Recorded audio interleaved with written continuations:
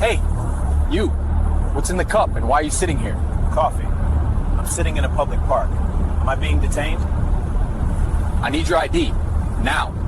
Then articulate a crime, officer. Because right now this stop is unlawful. The body camera footage that would eventually force the resignation of a police chief and cost the city of Chicago nearly $1 million began in silence. There was no audio for the first 30 seconds, just the buffer, but the image was crystal clear. It showed a pristine, sun-drenched morning in Millennium Park. The grass was manicured, the city skyline gleamed in the background, and the benches were mostly empty. On one of those benches sat a man who was arguably the most powerful law enforcement official in the entire state of Illinois. And Officer Kyle Miller, a 29-year-old patrolman with a history of aggression that had been overlooked for far too long, was walking straight toward him. Marcus Thorne was 58 years old, dressed in a tailored navy wool coat over a charcoal suit. He wasn't wearing a tie. It was his one small rebellion on a Tuesday morning before heading into the relentless grind of the Attorney General's office. In his hand, he held a simple paper coffee cup from a local roaster. He wasn't shouting. He wasn't bothering anyone. He was simply existing in a public space, reviewing mental notes for an upcoming racketeering case against a sophisticated interstate theft ring. Thorne had spent 30 years climbing the legal ladder from public defender to prosecutor to federal judge and finally to the elected position of state attorney general. He was a man who knew the penal code better than he knew the back of his own hand. But Officer Miller didn't see the state attorney general. He didn't see a legal scholar. Through the lens of his own biases and the adrenaline of a slow morning shift, he saw a black man sitting alone in a high-traffic tourist area holding a cup. In Miller's mind, this wasn't a citizen enjoying the city he served. It was a loitering subject, a potential vagrant trying to blend in, or perhaps someone drinking alcohol in public. It was an assumption born of instinct, but it was the wrong kind of instinct, the kind that legal experts and civil rights activists had been warning about for decades. Before we get into the details of this infuriating encounter, I need you to take a second. Pause and look at where you are right now. Are you safe? Do you feel free? Now imagine that freedom being stripped away simply because someone with a badge decided you didn't look like you belonged. If you believe that law enforcement should be held to the highest standard of conduct, smash that subscribe button right now. We cover the stories that the mainstream media often glosses over. You need to see this. Officer Miller's boots crunched on the gravel path. Thorne didn't look up immediately. He was deep in thought, savoring the bitterness of the dark roast coffee.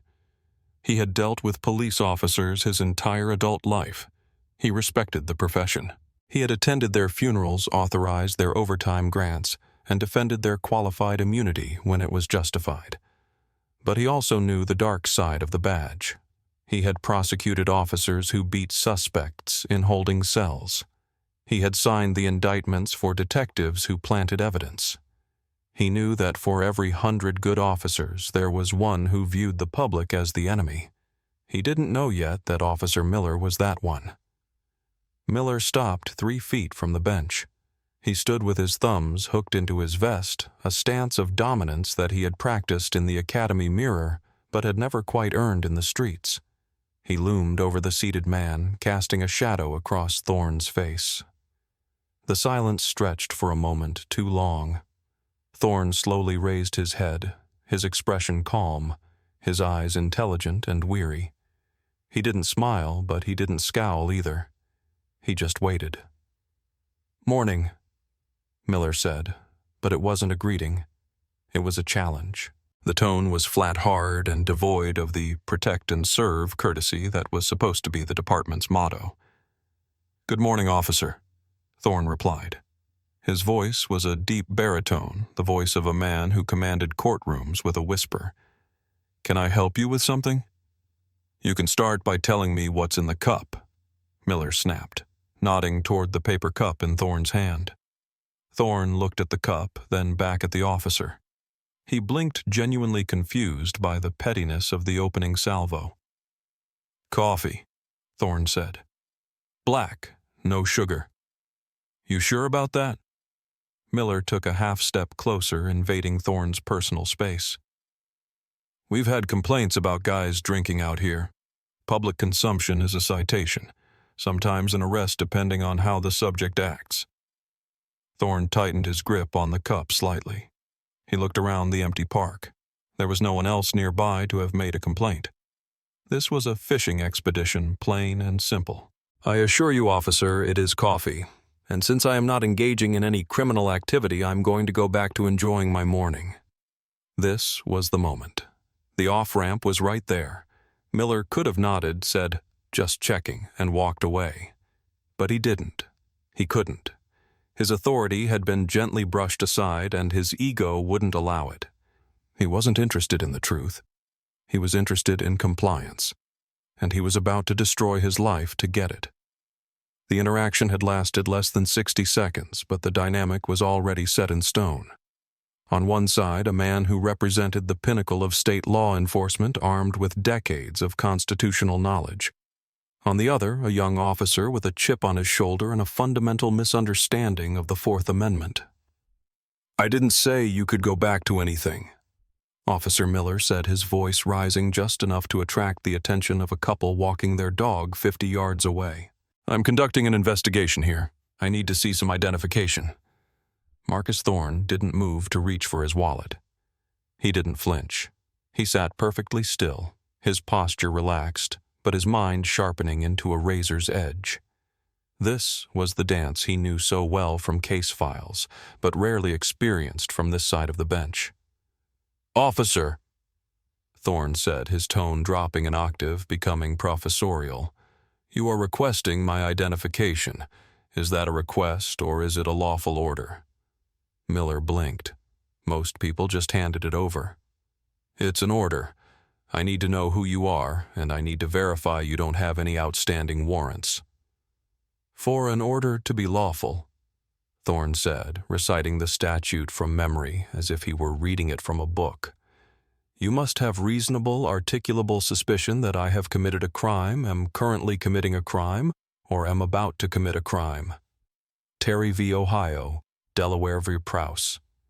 You suspect me of public consumption of alcohol. I have told you this is coffee. You have no evidence to the contrary, no smell of alcohol, no slurred speech, no erratic behavior. So on what specific facts are you basing your detention? Miller's face flushed a deep, blotchy red. He wasn't used to suspects citing Supreme Court case law. He was used to fear. He was used to confusion.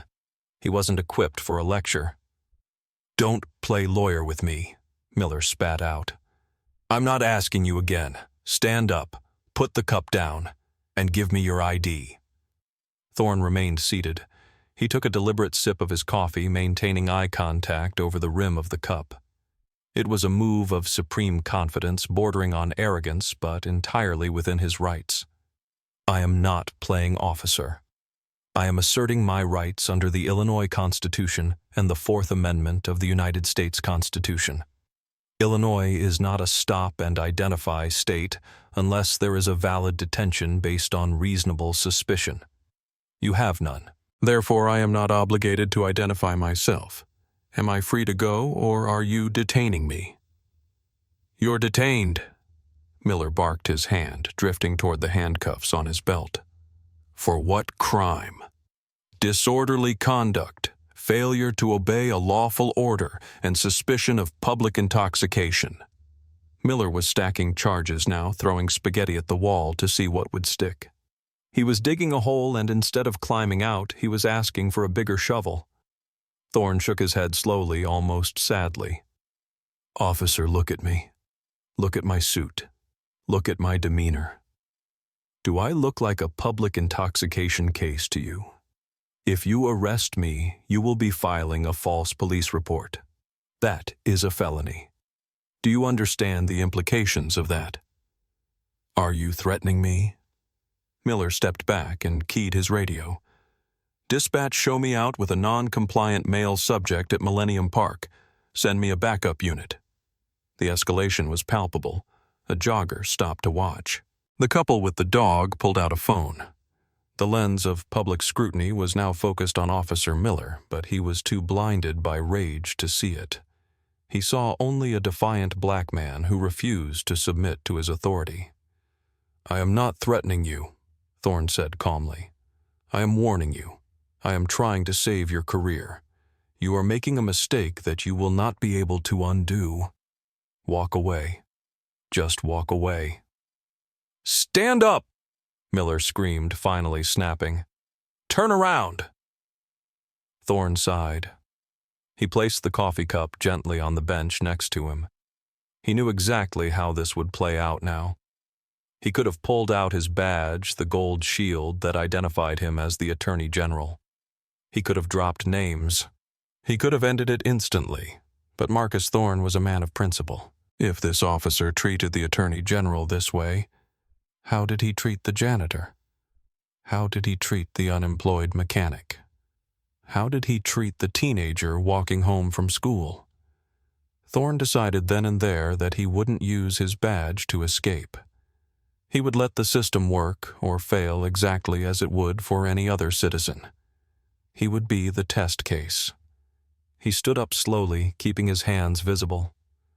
"I am complying with your physical commands under duress," Thorne stated clearly for the benefit of the bystander's camera. "I am not resisting, but I am stating for the record that this is an unlawful arrest." "Put your hands behind your back," Miller growled, spinning Thorne around with unnecessary force. "You're making a mistake, son," Thorne whispered the first time he had used a colloquialism. "A very big mistake. Have you ever seen someone so confident in their wrongness that it made you cringe? Officer Miller was about to destroy his life over a cup of coffee. Let me know in the comments if you think police officers need more training on the Constitution. Type yes if you think they do. The sensation of cold steel ratcheting around one's wrists is something you never forget. For Marcus Thorne, it was a sensation he hadn't felt in 40 years, not since a protest in his college days. But now, as the state attorney general, the feeling was different. It wasn't fear. It was a cold, calculating fury. He felt the metal bite into his skin as Officer Miller squeezed the cuffs tighter than necessary, a petty, punitive measure known in the force as compliance via discomfort. "You're tight on the wrists, officer," Thorne said, his voice devoid of pain, merely stating a fact. "Don't move and it won't hurt," Miller retorted, grabbing Thorne by the elbow. By now, a small crowd had gathered. The morning commuters, the tourists, the joggers, they had formed a semicircle. 3 phones were raised, recording every second. Miller, fueled by adrenaline and the false confidence of the badge, puffed his chest out. He thought he was performing for the public, showing them how he handled trouble. He had no idea he was starring in his own career obituary. "What is he being arrested for?" a woman in workout gear shouted from 10 feet away. "He was just sitting there." "Back up, ma'am," Miller shouted, pointing a finger at her. "Interfering with a police investigation is an arrestable offense. Back up." Thorne turned his head slightly. "Do not engage him, ma'am. Keep recording. Please, just keep recording." "Shut up." Miller shoved Thorne forward, forcing him off balance. "Walk. Now." They began the march toward the patrol car parked on the perimeter of the park. Every step was a violation of Thorne's civil rights, and every step added another 0 to the eventual settlement check. Thorne's mind was racing, cataloging the procedural errors. No Miranda warning read, no articulation of the crime, excessive force during handcuffing, retaliatory charge stacking. It was a textbook example of everything his office was trying to root out of the Chicago Police Department. As they reached the squad car, a second unit arrived. Officer Sarah Jenkins, a younger officer with only 2 years on the force, stepped out. She looked at the scene, her partner red-faced and aggressive. The suspect, calm, well-dressed, and dignified even in handcuffs. Her stomach dropped. She had good instincts, and her instincts were screaming that something was wrong. "What do we have, Kyle?" Jenkins asked, approaching cautiously. "Disorderly.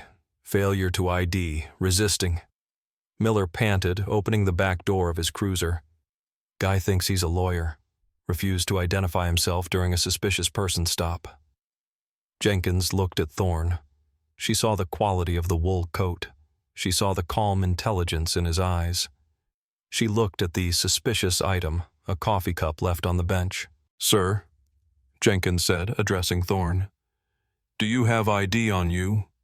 "I do," Thorne said calmly. "It is in my inner jacket pocket." I attempted to explain the Fourth Amendment requirements to your colleague, but he was uninterested in the law. Jenkins looked at Miller. "Kyle, did you have PC probable cause?" "I had a refusal to ID," Miller snapped. "That's obstruction." "That's not how it works, Kyle," Jenkins whispered, trying to de-escalate her own partner. "If there's no underlying crime, he doesn't have to ID." "I'm taking him in," Miller said, slamming the door on her concerns. "He wants to play games. We'll play games at the station. He can sit in holding until he remembers his name." Miller shoved Thorne into the back of the cruiser. The plastic seat was hard, the space cramped. Thorne maneuvered his tall frame into the awkward position, his shoulders straining against the handcuffs. The door slammed shut, sealing him in the cage. The smell of stale sweat and industrial cleaner filled his nose. Through the plexiglass divider, Thorne watched Miller get into the driver's seat. The officer was breathing heavily, still riding the high of the confrontation. He turned to Jenkins, who was standing outside the window, looking worried. "I got this, Sarah. Go handle that domestic on Whacker. I'm transporting." Jenkins hesitated. She looked at Thorne in the back seat. Thorne met her eyes and gave a barely perceptible nod as if absolving her of what was about to happen. She stepped back and Miller threw the car into drive. The drive to the 1st District station took 15 minutes. Miller didn't speak. He blasted the radio sports talk, trying to drown out the silence coming from the back seat. Thorne sat perfectly still. He wasn't thinking about the discomfort. He was thinking about the phone call he would make. He was thinking about the conversation he would have with the chief of police. He was thinking about Officer Miller's pension. "You comfortable back there, counselor?" Miller taunted, glancing in the rearview mirror as they hit a red light. Thorne didn't respond to the taunt. He simply said, "Officer Miller, for the record, I am requesting that you preserve all body camera footage and dash camera footage from this encounter. Consider this a formal preservation notice." Miller laughed. A short, sharp bark of a laugh. Yeah. You'll get your day in court, pal. Hope you can afford a lawyer." The irony was so thick it nearly choked the air in the car. Thorne closed his eyes. Afford a lawyer. He was the man who supervised every prosecutor in the state. He was the law. The squad car rolled into the sally port of the 1st District station. The heavy metal gate clattered shut behind them, cutting off the sunlight. This was the belly of the beast, the transition point where citizens became inmates. Miller parked the car and killed the engine. He got out, adjusted his belt, and opened the rear door. "Let's go. End of the line," Miller said. Thorne swung his legs out. His knees were stiff. He stood up, towering over Miller again. He walked calmly toward the intake door, guided by Miller's hand on his tricep. They walked through the secure hallway, the buzz of the electronic locks marking their progress. They entered the booking area. It was a busy morning. A few drunks from the night before were being processed out, and a shoplifter was arguing with a sergeant. The air smelled of coffee and floor wax.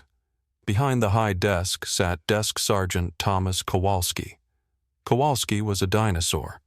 He had 35 years on the job. He had white hair, a mustache that looked like a push broom, and eyes that had seen every lie ever told in the city of Chicago. He was 2 months away from retirement. He was drinking coffee and reading the sports section when Miller walked in with his collar. "What do we have, Miller?" Kowalski asked, without looking up, his voice gravelly. "Disorderly conduct. Refusal to ID. Resisting." Miller recited his mantra.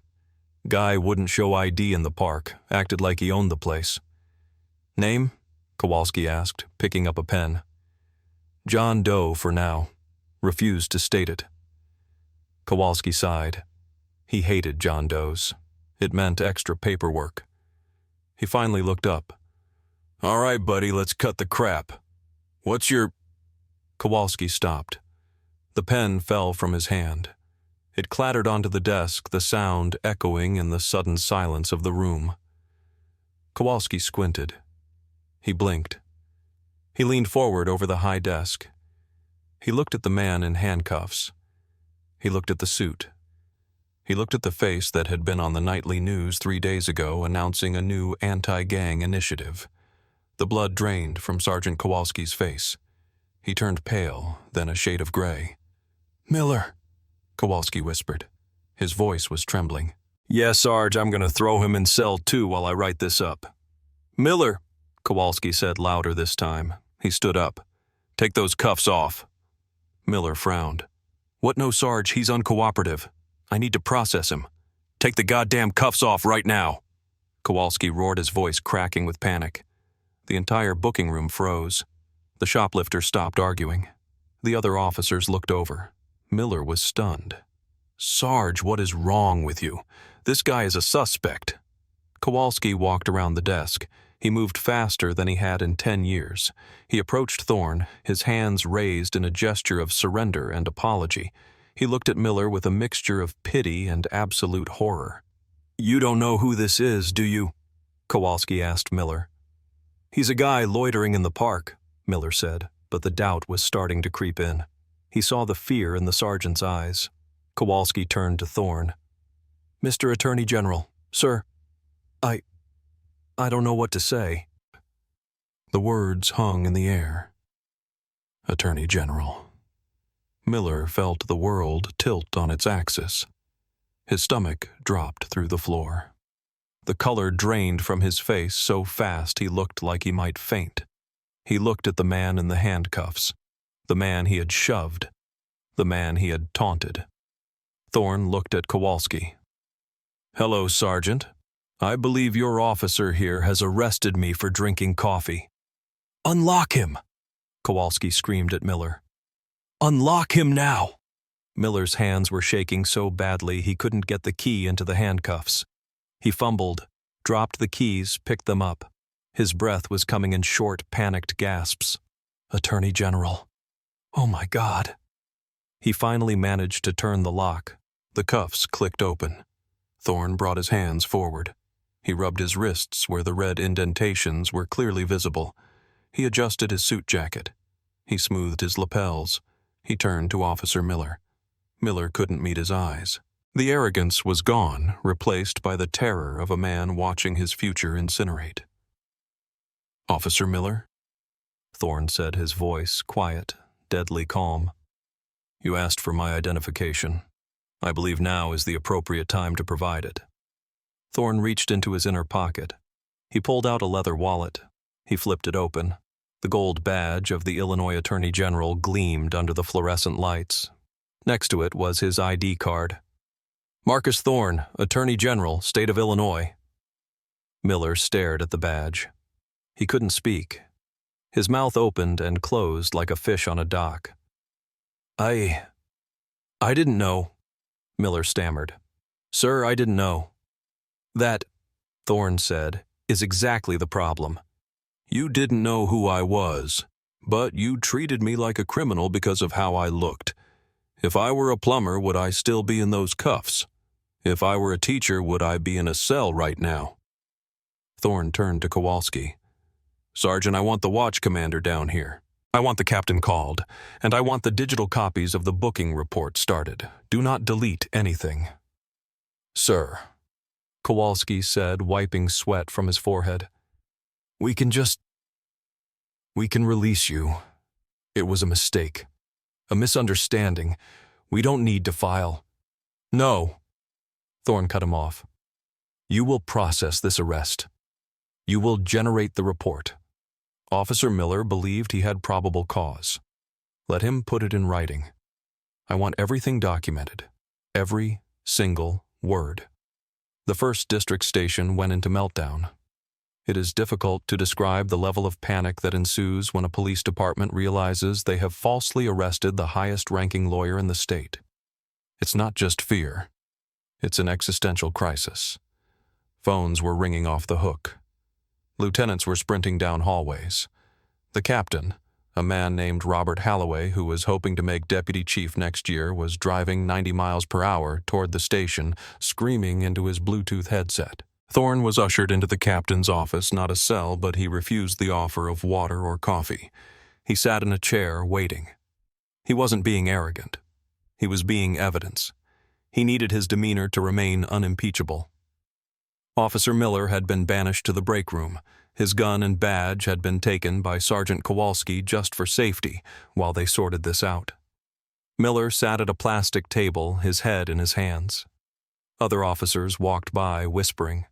They knew. Everyone knew. "Dead man walking," someone muttered. Miller didn't argue. He replayed the morning in his head. Why didn't I just walk away? Why did I have to be right? 20 minutes later, Captain Halloway burst into the office. He was out of breath, his tie crooked. He looked at Thorne, then at the red marks on Thorne's wrists. He closed his eyes for a second, praying this was a nightmare. "General Thorne," Halloway said, breathless. I cannot apologize enough. This is a catastrophic failure of judgment by my officer." "It's not just judgment, Captain," Thorne said coolly. "It's training. It's culture. Your officer stopped me because I was a black man in a nice coat sitting in a park. He escalated because I knew the law. He arrested me because his ego was bruised. He will be dealt with, severely," Halloway promised. Look, sir, we can void the arrest. It never happened. I'll drive you back to your office personally. We can handle this internally." Thorne stood up. He walked over to the window that looked out onto the squad room. "Captain, if you void this arrest, you are participating in a cover-up. I was handcuffed. I was placed in a car. I was transported. My freedom was restricted. That is an arrest. If you wipe the record, you are falsifying data." Halloway went pale. He realized then that Thorne wasn't looking for an apology. He was looking for a reckoning. "I want the arrest processed," Thorne continued. "I want to be released on a signature bond just like any other citizen charged with a misdemeanor. And then I am going to sue you. I am going to sue Officer Miller, and I am going to sue the city." "Sir, please," Halloway pleaded. "This will destroy the department's reputation. The media. The reputation was destroyed when your officer put handcuffs on an innocent man for drinking coffee," Thorne snapped. "The media is just the mirror. If you don't like the reflection, don't blame the glass." Thorne walked out of the office. He went back to the booking desk. "Fingerprint me, Sergeant. Take my mugshot." "Sir, I can't," Kowalski begged. "Do it," Thorne commanded. "Follow the procedure. If you treat me differently than the kid from the South Side, you are proving my point. Book me." And so they did. The Attorney General of Illinois stood against the height chart. He turned to the left. He turned to the right. The camera clicked. Flash. Flash. That mugshot Marcus Thorne dignified, staring straight into the lens with eyes of fire, would become the most famous image in Chicago for the next decade. As he was finally released, signing his own recognizance paperwork, Thorne walked out the front door of the precinct. A massive crowd of reporters had already gathered. The video from the park had hit Twitter. It had hit TikTok. It was trending #coffeearrest. Thorne stopped on the steps of the police station. He adjusted his cuffs. The microphones were thrust into his face. "Mr. Attorney General, were you arrested?" "What happened?" Thorne looked at the cameras.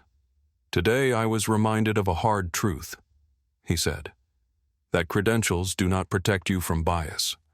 That the law is only as good as the people enforcing it. And that we have a lot of work to do." The lawsuit landed on the city desk's lap on Thursday morning, less than 48 hours after the incident. It wasn't just a complaint. It was a masterpiece of legal drafting, Thorne vs. City of Chicago et al. It alleged violations of the 4th and 14th Amendments, false imprisonment battery, and malicious prosecution. But unlike most lawsuits that sought money, this one sought something far more expensive: structural change. The video footage from the bystander was released alongside the body camera footage which Thorne's office had demanded be made public immediately. The contrast was devastating. The public saw Miller's aggression. They saw Thorne's calm. They heard the specific citations of case law. They heard Miller's sneering dismissal, "Don't play lawyer with me." The internet exploded. He told the AG not to play lawyer, LOL. This is the most satisfying "I told you so" in history. Fire him. Arrest him. Throw away the key. But beneath the viral mockery, there was a seething anger. People realized that if this could happen to Marcus Thorne, it could happen to anyone. The comment sections were filled with stories, thousands of them, of regular people who had been bullied, ticketed, or arrested by officers like Miller, but who didn't have the power to fight back. Inside the police department, the investigation into Officer Miller was swift and brutal. Internal affairs, usually criticized for moving at a glacial pace, worked around the clock. They pulled Miller's file. They pulled his body camera history for the last 3 years. What they found was a pattern, a terrifying pattern. Miller had a habit of pretextual stops, stopping people for loitering or jaywalking, and then escalating the encounter until he found a reason to arrest them for resisting. He targeted minorities at a rate 4 times higher than his peers. He had 18 citizen complaints in 5 years. Most had been dismissed as unfounded or exonerated by a lax oversight system. But they couldn't dismiss this one. On Friday afternoon, the police chief resigned. He cited personal reasons, but everyone knew the truth. He had lost control of his officers, and the Attorney General had exposed it on live television. Officer Miller sat in his union representative's office. The rep, a tough-as-nails lawyer named Stan, looked at the video. He looked at Miller. He closed the laptop. "Kyle, I can't save you," Stan said. "But I followed procedure. I thought he was suspicious," Miller cried. "You arrested the Attorney General for drinking coffee, Kyle. You told him he didn't know the law. You have 18 complaints in your file. They are going to feed you to the wolves to save the department. You're done. They can't fire me without a hearing." "Oh, you'll get a hearing," Stan said dryly. "And Thorne will probably testify. Do you want that? Do you want to be cross-examined by the best prosecutor in the state on public record?" Miller slumped in his chair. The reality finally hit him. It wasn't just his job. It was his identity. He was a cop. Without the badge, who was he? Just another guy in a world he had spent years bullying. The settlement conference took place 3 months later. The city of Chicago didn't want to go to trial. A jury trial with Marcus Thorne as the plaintiff would be a bloodbath. They wanted to write a check and make it go away. Thorne sat across from the city attorneys. They looked tired. They slid a piece of paper across the table. $500, $1,000, the lead attorney said. "No admission of wrongdoing. Case sealed." Thorne didn't even look at the paper. He slid it back. "No," Thorne said. "Mr. Attorney General, that's a standard offer for a false arrest with no physical injury." "I don't want your money," Thorne said. "I want the reforms. I sent over a list of demands. Consent decree, mandatory retraining on the 4th Amendment for every officer, a revision of the failure to obey policy, and independent oversight for citizen complaints." The attorneys looked at each other. "Sir, those are policy decisions. We can't dictate that in a settlement." "Then we go to trial," Thorne said, leaning back. "And I will put the captain on the stand. I will put the former chief on the stand. And I will play every single video of Officer Miller's previous arrests that I found during discovery. I will show the jury that the city knew he was a danger and did nothing. The verdict won't be $500,000. It will be $50 million. And I will donate every cent of it to legal aid clinics that sue you." The room was silent. Thorne held all the cards. He wasn't bluffing. He was the house. 1 week later, the city agreed. The Thorne Decree was signed. It mandated that officers could not arrest for resisting arrest or failure to obey unless there was a separate independent criminal charge. It required officers to articulate reasonable suspicion on body camera before initiating a stop. It created a civilian review board with the power to fire officers. It was the most sweeping police reform in the state's history, triggered by a single cup of coffee. As for Officer Miller, the end was quiet. He was terminated for conduct unbecoming and civil rights violations. The union didn't fight it. He was stripped of his pension eligibility. The last anyone heard, he was working private security at a warehouse in Indiana, checking truck manifests at a gate. He had no authority. He had no power. He was just a man in a vest.